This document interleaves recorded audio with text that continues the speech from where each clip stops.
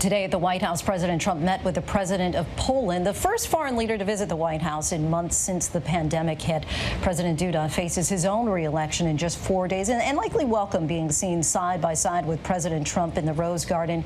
But back home, Poland's LGBTQ community says that Duda is persecuting them in an appeal to conservative voters. And now activists in Poland are speaking up. ABC's David Wright has this story. At the White House today, a foreign visitor with baggage. Thank you very much, Mr. President. It's a privilege and honor to be here with you. President Andrzej Duda of Poland, up for re-election next week. A White House photo op with the U.S. president for any foreign leader is a sign of potency, telegraphing the message, this guy is on the world stage. It's my honor to have a friend of mine here, President Duda of Poland, who has done an incredible job, and I do believe he has an election coming up, and I do believe he'll be very successful. But for President Trump, this visit is not so timely. Trump is already on the defensive after clashes with Black Lives Matter. His visit with Poland's president risks alienating another constituency, the LGBTQ community, now celebrating Pride Month. This is what Pride looks like in Poland. A picnic held this past Saturday in Warsaw, sparsely attended, not just because of the weather and social distancing. In Poland, we have not that great situation with tolerance to and homophobia activities recently. But we wanted to show that our environment is open for everyone, and we're not scared of people who are against it. They say Duda and his government have made them less safe. I have friends that got beaten because they holding hands with his boyfriend. In small villages, I know that there are plenty of people that they try to kill themselves. With the Polish election just 4 days away, Duda and his government have sought to appeal to conservative Catholics in Poland by ramping up outrage at gays and lesbians. Anti-gay sentiment is not hard to find in Poland. Last year, there were violent clashes during pride marches. The rainbow flag set on fire. Poland is the birthplace of Pope John Paul II. The country, conservative and Catholic in the extreme. The Archbishop of Krakow recently spoke about the rainbow plague. Duda has sought to capitalize on that. Parents have the right to protect their child from the influence of ideologies that are contrary to their own beliefs and views, he said.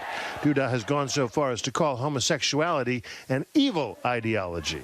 Poland is part of the European Union, but under Duda's leadership, more than 80 Polish cities and towns have declared themselves to be LGBT-free zones.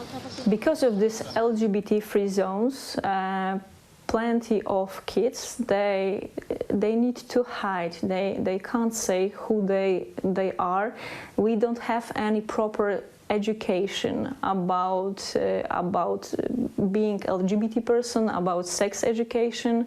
We have lessons of Catholics lesson, religion, and I believe that we should have a proper education about human rights. Anna Sosniers, an online fitness instructor, says her own village was one of those LGBT-free zones. She left because she didn't feel safe there. Our president, he tried to dehumanize us like Nazis they do with the Jewish people, that people, they don't, because they dehumanize us, that they are not treated us as another human being, that they are treating us like evil people. Miko Chervinsky works for Amnesty International. Definitely, we don't have equal rights. We don't have hate protection. There is no hate crime and hate speech laws. We don't have marriage equality in Poland. When you want to recognize your gender, there is no gender recognition. Activists are hoping to change that, especially in Warsaw, staying visible despite efforts to intimidate them. What do we want? Justice! When do we want? Now! Here in the U.S., LGBTQ rights are more secure than ever, not so much because of the Trump administration, but because of the U.S. Supreme Court. The same court that recognized same-sex marriage ruled last week that employment discrimination based on sexual orientation and gender is unconstitutional. You have the highest court in our nation saying you cannot discriminate on people based on their gender identity or their sexual orientation.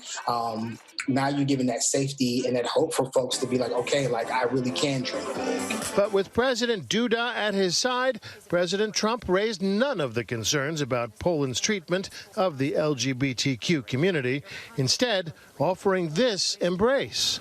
Our bond has been forged in battle, sealed in blood, and strengthened by our shared cultural values. Thank you. David Wright, ABC News, New York. Hi, everyone. George Stephanopoulos here. Thanks for checking out the ABC News YouTube channel. If you'd like to get more videos, show highlights, and watch live event coverage, click on the right over here to subscribe to our channel. And don't forget to download the ABC News app for breaking news alerts. Thanks for watching.